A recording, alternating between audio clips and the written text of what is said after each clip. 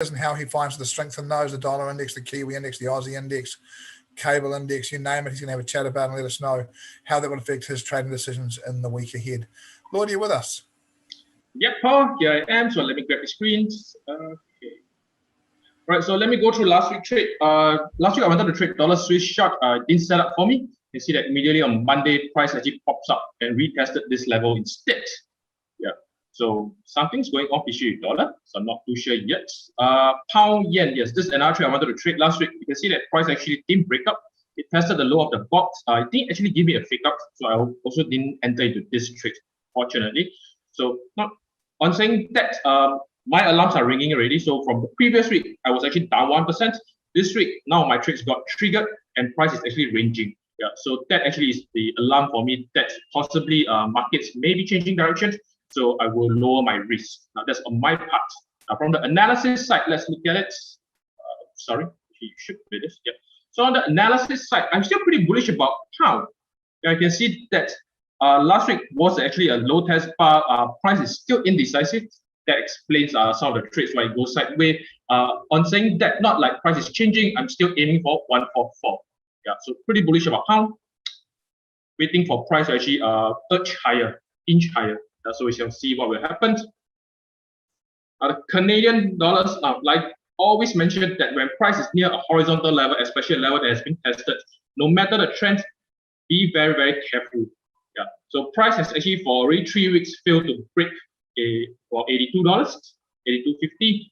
Yeah. So it doesn't mean that price is going to reverse, but just that you got to be very, very patient when price are near this level. You either need to wait for a clear pop, as in break and retest, or just to enter the trade at all. Yeah. But I'm still bullish about CAT. I just need price to prove to me that either I'm right or wrong. When price is in this manner, not going anywhere else, be very patient. Swiss. Yeah. So Swiss is one of those currencies that I pocket together with Kiwi and Aussie. Doesn't seem to be going anywhere, and I'm right for about 3 weeks already. You can see that price broke above.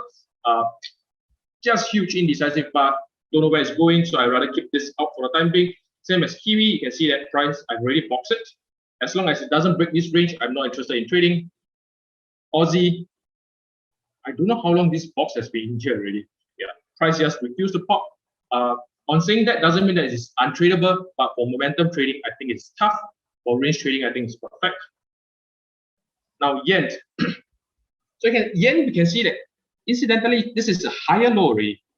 Yeah, so this will be, I'll be looking out for a two-way trade for yen. Yeah, I'm still bearish about it, no doubt. The overall cycles is still bearish. Yeah, but I'm paying great attention to any yen pairs, any currency that's paired yen for first higher low, that it may be possible for a change of trend.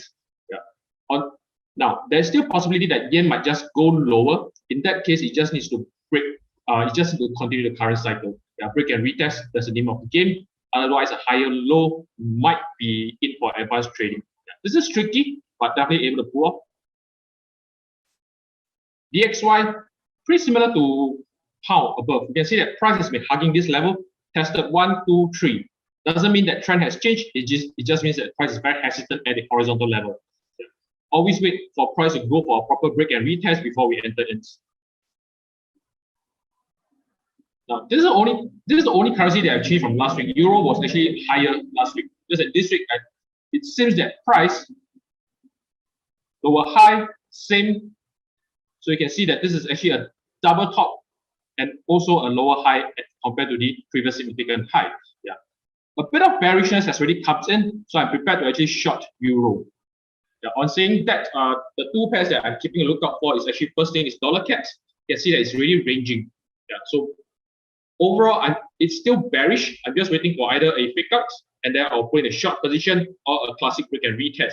Now, at this point in time, I wish to bring in Ash analysis early on is that to be very wary about dollar CAT for the time being. I think he's looking for long.